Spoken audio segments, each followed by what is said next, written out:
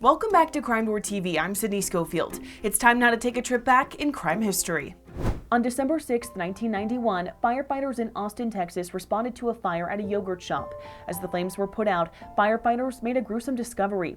Inside the charred building were the bodies of 4 teenage girls, tied up and shot. The night before the fire, 17-year-old Eliza Thomas and 17-year-old Jennifer Harbison were working at the shop. Jennifer's 15-year-old sister Sarah and 13-year-old Amy Ayers met them at the shop before they all planned to go home. Police believe just before closing, 2 men entered the yogurt shop, killed the girls, and then set the building on fire. The flames destroyed most of the evidence, but police were determined to find the person responsible, talking to customers that day, asking if they saw anything suspicious. Multiple customers say there were 2 men that seemed out of place, but police were never able to identify them, and the case went cold.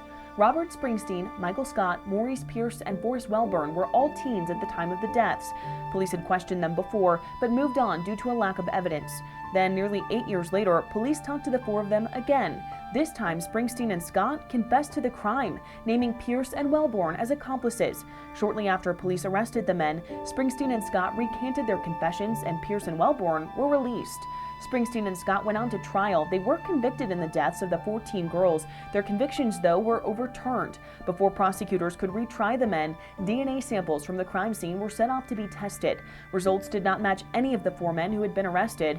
And then in 2017, that same DNA was used in a database to narrow in on male relatives of the suspect.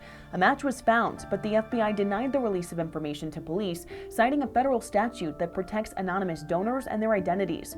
After more than 30 years, the case of Eliza Thomas, Jennifer and Sarah Harbison, and Amy Ayers remains cold.